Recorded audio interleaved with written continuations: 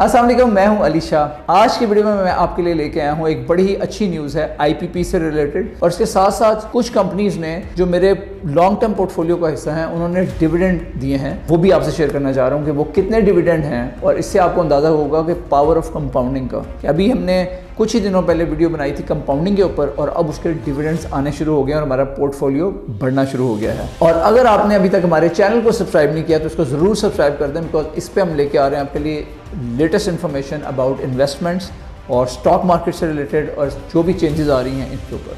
आइए चलते हैं वीडियो की जानिब।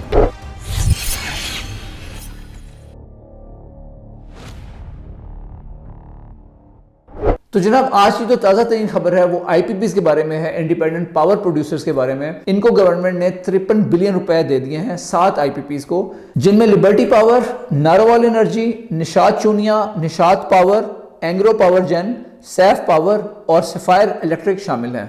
अब इस न्यूज़ का बहुत पॉजिटिव असर हुआ है आईपीपीज के ऊपर। आईपीपीज के जो शेयर्स हैं उन्होंने बहुत अच्छा परफॉर्म किया है आज के दिन। अब हम चलते हैं मार्केट की तरफ कि मार्केट की परफॉर्मेंस आज कैसी रही है। तो अगर मैं आपको सरमाया की वेबसाइट पे चल के दिखाऊं तो अगर आपको ये नज़र आ रहा हो तो आज की ऐसी 100 इंडेक्स इस वक्त 1,18,000 पे है, और ओवरऑल इसकी परफॉर्मेंस बहुत अच्छी रही है, और इसने कोई हाई बनाई है 1,19,421 की। अगर आप स्टॉक्स को चेक करें तो आप देख सकते हैं कि ऐसी 100 में काफ़ी ज़्यादा स्टॉक्स ग्रीन में हैं, और इसका मतलब कि इन्होंने इम्प्रूव किया है। तो ये जो मार्केट का अपवर्ड ट्रेंड बन रहा है, इसकी बेसिकली बुनियादी वजह यही है कि एक तो आईपीपीज की अच्छी खबर आई है कि उनके ड्यूज अदा कर दिए गए हैं, और इसके साथ साथ जो सर्कुलर डेट का इशू है उसको भी गवर्नमेंट हल कर रही है, उसकी तरफ भी पॉजिटिव इकदाम उठाए जा रहे हैं। और इसके साथ साथ जो IMF की तरफ से जो किस्त की अदायगी है वो भी, आईपीपीज की जो एक अच्छी खबर अब आई है इसके नतीजे में अब हपको ने भी प्रोग्रेस स्टार्ट कर दी है, तो ये भी एक अच्छा स्टॉक है। ये सारी चीज़ें मुस्बत ट्रेंड क्रिएट कर रही हैं मार्केट के लिए। अगर मैं आपको अपना पोर्टफोलियो दिखाऊं जो कि बहुत इंपॉर्टेंट है आपके लिए, कि जो मैंने आपको कुछ दिनों पहले कंपाउंडिंग वीडियो बनाई थी जिसमें मैंने आपको दिखाया था कि मैंने 7 स्टॉक्स आपके सामने परचेज किए थे लाइव, और मैंने कहा था कि इनको मैं लॉन्ग टर्म रखूंगा 20 से 30 साल के लिए, और इनमें मजीद ऐड ऑन करता जाऊंगा ताकि मैं कंपाउंडिंग से अच्छा रिटर्न हासिल कर सकूं ओवर टाइम। तो उसके साथ साथ अगर मैं थोड़ा सा आपको जायज़ा दिखा दूं कि ये वो लॉन्ग टर्म कंपाउंडिंग पोर्टफोलियो है जो मैं आपको शो कर रहा हूं, और इस पर जो मेरे 7 स्टॉक्स हैं वो बहुत अच्छा परफॉर्म कर रहे हैं। और अगर आपको ये राइट साइड पे जो सर्कल नज़र आ रहा है, आप देख सकते हैं कि सारे ग्रीन है सिवाय सेज़यू के। तो सेज़यू में थोड़ा सा वो आया है, लेकिन other than that you can see के पोर्टफोलियो में ठीक ठाक हालात ठीक नज़र आ रहे हैं। लेकिन ये ऐसी चीज़ हमेशा नहीं होती, हमेशा याद रखें, क्योंकि ये लॉन्ग टर्म इन्वेस्टमेंट है। तो आज अगर पॉजिटिव आपको ट्रेंड नज़र आ रहा है तो कुछ दिन ऐसे होते हैं जो हर चीज़ माइनस में होती है, तो उससे घबराना नहीं है। अगर हम आज की बात करें तो मुझे जो मेरा रिटर्न है वो 12,000 रुपीज़ प्लस में इस वक्त मैं जा रहा हूँ। मेरा 6% अपवर्ड ट्रेंड बन चुका है, और इसके साथ साथ जो मेरा अनरियलाइज प्रॉफिट है वो 12,000 तकरीबन है। और इसमें अगर आपको नीचे मैं दिखाऊं सारे अपने स्टॉक्स जो मैंने लिए थे तो वो यहाँ पे आपको नज़र आ रहे हैं, और आपको नज़र आ रहा है कि सारों में एक पॉजिटिव ट्रेंड बन रहा है।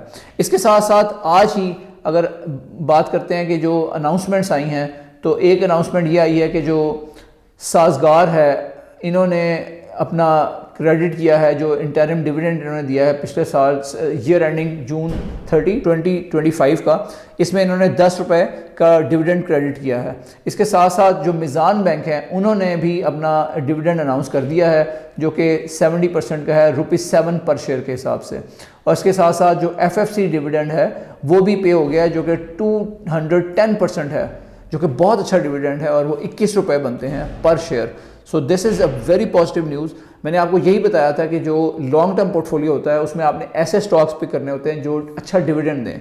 तो अभी हमें कुछ अर्सा पहले हमने ये 2 हफ्ते हुए हैं जो मैंने कंपाउंडिंग की वीडियो बनाई थी और ये पोर्टफोलियो सेलेक्ट किया था। आप देख सकते हैं आपके फ़ौरन ही इस पर अब डिविडेंड आने शुरू हो गए हैं, तो पोर्टफोलियो में आपको नज़र आ रहा है कि स्ट्रेंथ है, और आहिस्ता आहिस्ता ये मज़ीद आगे की तरफ जाएगा। तो आपको ऐसे स्टॉक्स पिक करने चाहिए लॉन्ग टर्म के लिए जो आपको अच्छा डिविडेंड भी दें। सेज़यू ने 10 रुपये का डिविडेंड दिया है, लेकिन सेज़यू का जो शेयर है वो आपको पता है कि 1,000 रुपये से भी ऊपर है।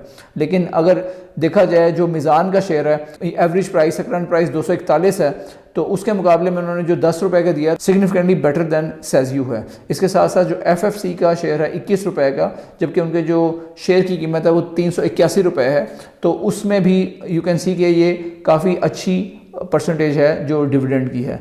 तो इस तरह आपने अपने डिविडेंड्स को ट्रैक करना है और अपने पोर्टफोलियो के ऊपर ज़रा नज़र रखनी है। आपको अपने पोर्टफोलियो को रोज़ाना देखने की ज़रूरत नहीं है, लेकिन आपको ताराना जायज़ा लेते रहना चाहिए कुछ कुछ टाइम के बाद। लेकिन मेरा आपको दिखाने का मकसद ये था कि एक तो ये नोट कर लें कि मार्केट के हालात पॉजिटिव हैं और आप मार्केट के अंदर रहेंगे तो आप उसके जो बेनिफिट्स हैं वो हासिल कर सकते हैं।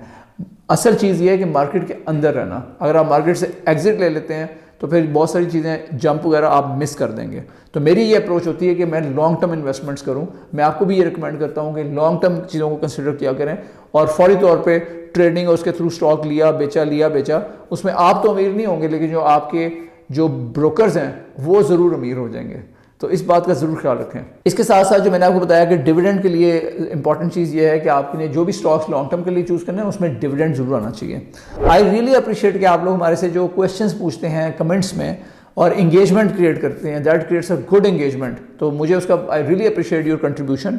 इसको जारी रखें, अपनी फीडबैक भी हमें कमेंट्स में देते रहें। तो मैं ये कमेंट आपसे ज़रूर शेयर करना चाहूँगा कि इस कमेंट में उन्होंने मुझसे पूछा है कि do you have a video और can you make a video on how many stocks on average an average salary person should invest in?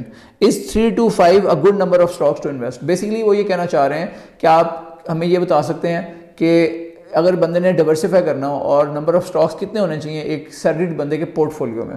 तो इसमें मैं आपको ये बताता चलूँ कि आपको मिनिमम डाइवर्सिफिकेशन इतनी होनी चाहिए कि आप डिफरेंट सेक्टर्स के आपने स्टॉक्स पिक किए हों।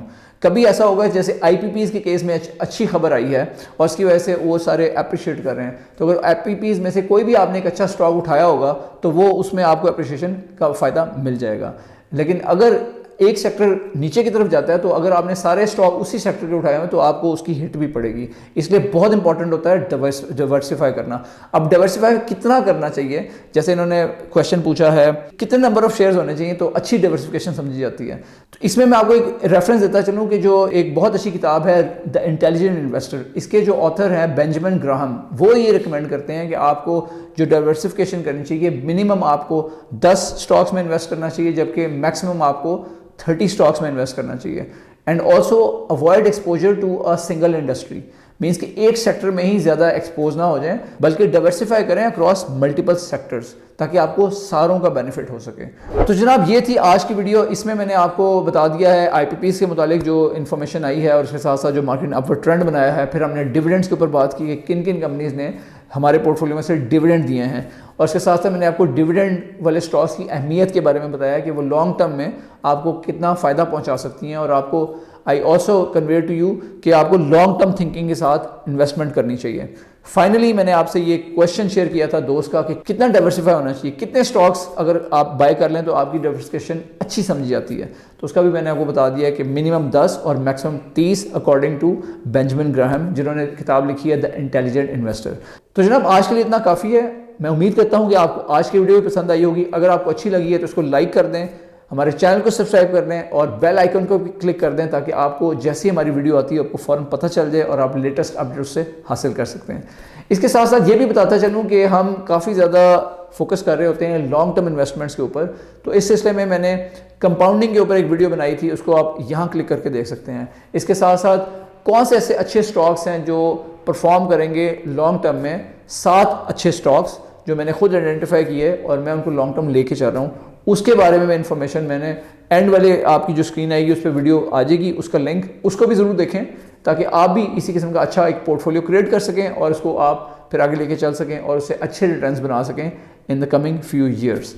तो अपना बहुत ख्याल रखें। Thank you very much for joining us today. Bye now.